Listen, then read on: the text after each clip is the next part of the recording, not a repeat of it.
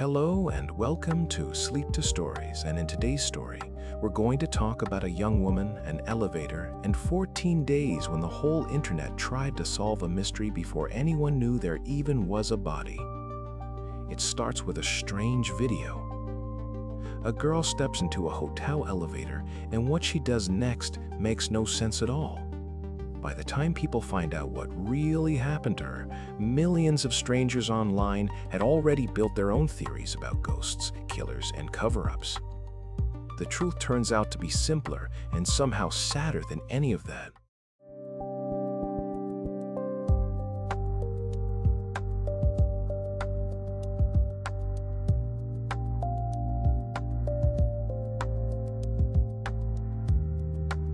If you're the kind of person who likes falling asleep to a slow, strange story like this one, this channel is a good place for you. We post new stories often, so if you hit subscribe and turn on notifications, you'll never miss one. But for now, let's get back to this one because it's just getting started.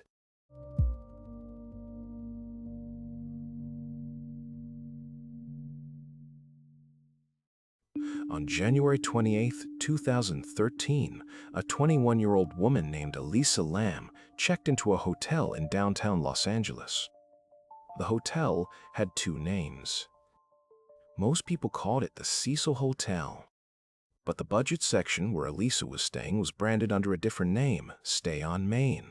It had its own entrance and its own front desk, built to attract young travelers and backpackers who wanted a cheap place to sleep in the middle of the city.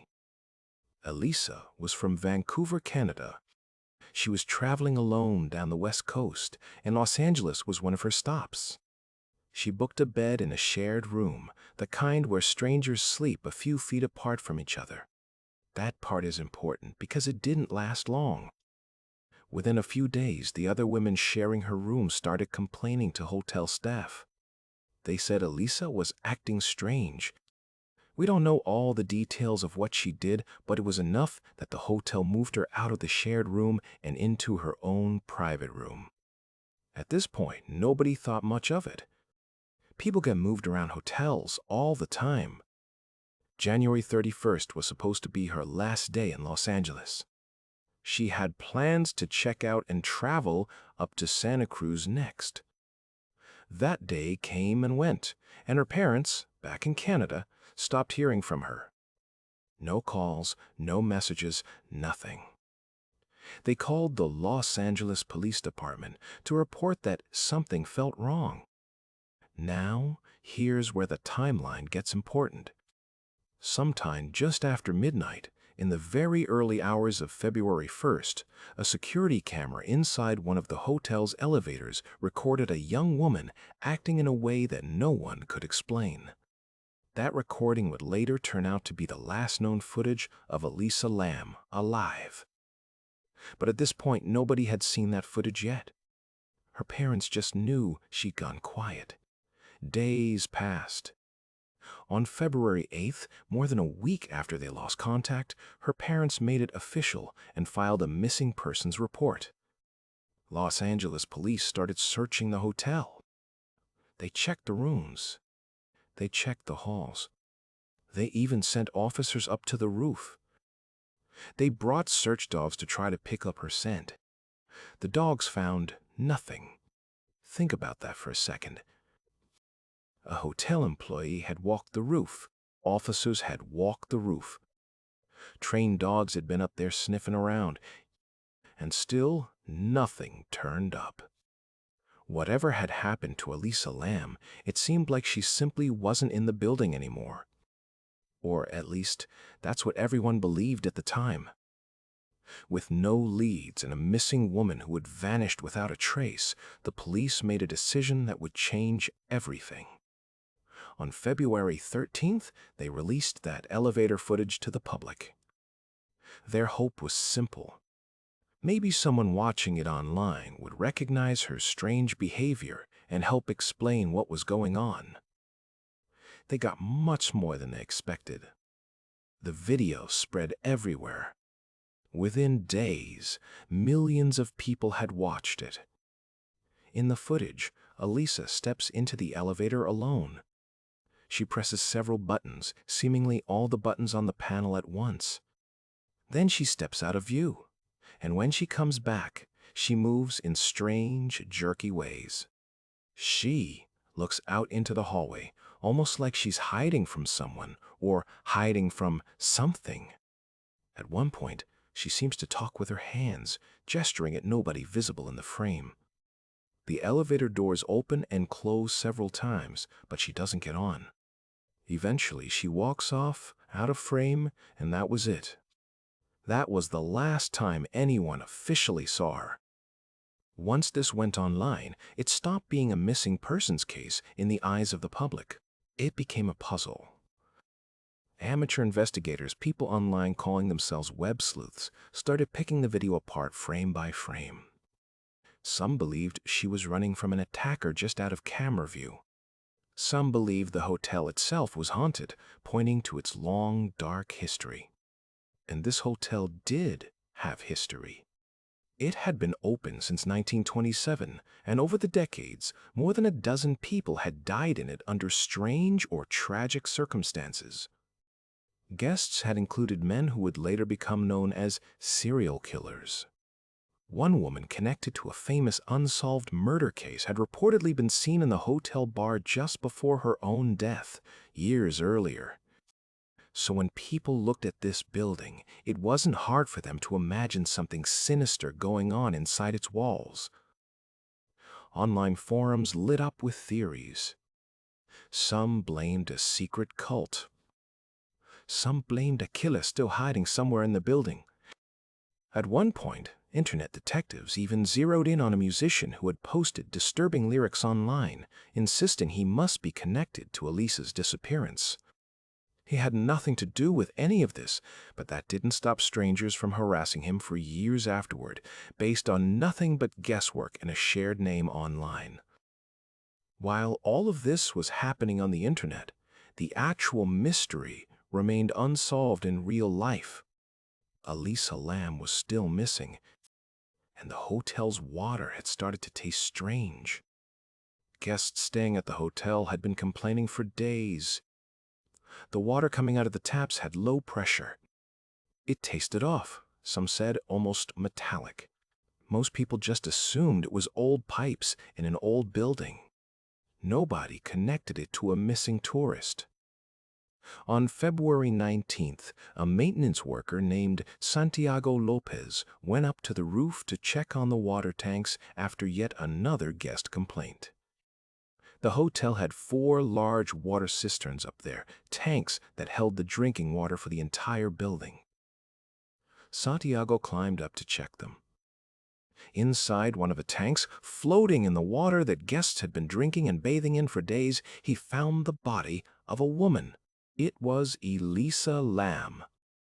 Investigators were now facing an entirely new question. How does a person end up inside a sealed water tank on a roof that police and dogs had already searched almost 2 weeks earlier? The tank had a heavy lid. It sat several feet off the ground. There was no ladder nearby that anyone had noticed. And this was the same roof that officers had walked across while searching for her without finding anything unusual.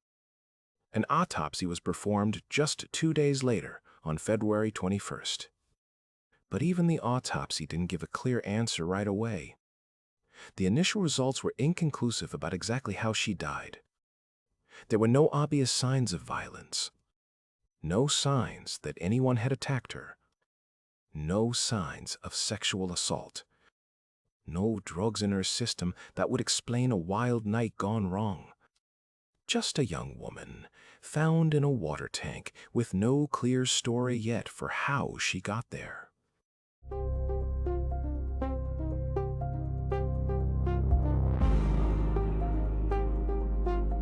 Now, let me walk you through what investigators eventually pieced together once all the pieces of evidence came back. Elisa Lam had a history of bipolar disorder and depression. She had been taking prescribed medication to manage it. But blood tests taken after her death showed that she had not been taking that medication, at least not in the days before she disappeared. Detective Wallace Tonelli, the lead investigator on the case, later explained that, in his view, Elisa had gone off her medication, and while unmedicated, she experienced a serious mental health episode. This kind of episode can sometimes include confusion, strange behavior, and even hallucinations. That explanation lines up with what we see in the elevator video. The odd hand movements, the pressing of every button, the behavior that looked to millions of internet strangers like fear or a ghost or a struggle may have simply been a young woman in the middle of a mental health crisis, alone in a building she didn't know well, acting on thoughts that made sense only inside her own mind at that moment. From there, investigators believe she somehow made her way up to the roof. The door leading there was supposed to be alarmed, meant to keep guests out. But older alarm systems don't always work the way they're supposed to, especially in an aging building like this one. Once on the roof, she would have needed to climb onto one of the water tanks, remove the heavy lid, and get inside. Her clothes were found nearby, not on her body. No one could say for certain exactly how she managed each of these steps, but nothing about the scene pointed to another person being involved. No forced entry. No sign of a fight. No evidence that anyone helped her or hurt her. In June of 2013, the Los Angeles County coroner released their full report. Their conclusion was that Elisa Lam died from accidental drowning. Bipolar disorder was listed as a significant contributing factor. In simple terms, they believe that during a mental health crisis, she ended up in the tank on her own and drowned there by accident. Even with that official conclusion, questions remained about how exactly she reached the tank, since climbing onto it and lifting the lid would not have been simple for anyone in a calm state of mind, let alone someone in crisis. That detail was never fully explained, and it's part of why the story never fully faded from the public imagination. Later that year, in September of 2013, her parents filed a lawsuit against the hotel, arguing that the building had failed to keep the roof and water tanks properly secured. Some hotel guests filed similar lawsuits of their own, upset that they had been drinking water from a tank that held a decomposing body for over 2 weeks. In 2015, a judge named Howard Holm dismissed the family's lawsuit.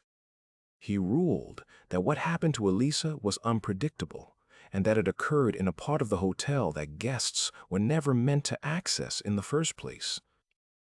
And that was, legally, the end of the case. The story of Elisa Lam went on to inspire songs, horror films, and a documentary series made by Netflix in 2021, all trying to make sense of those strange 14 days between the video and the discovery. But at its center, it's a much quieter story than any conspiracy theory made it out to be. A young woman, far from home, struggling with an illness that made the world feel confusing and frightening, alone in a building that already had a reputation for tragedy long before she ever arrived. Sometimes, the most unsettling stories aren't about monsters or killers hiding in the dark. Sometimes they're about how alone a person can feel, even in a crowded building, in a busy city, with millions of strangers watching a video of them and still not truly seeing them at all. That's it for tonight's story. Thank you for staying with me through this one. If you liked it, take a look around the rest of the channel. There are more stories like this waiting for you, and plenty more on the way. If there's a case you'd like me to cover next, or if tonight's story left you with any thoughts, drop them in the comments below. This has been Sleep to Stories. Good night and sleep well.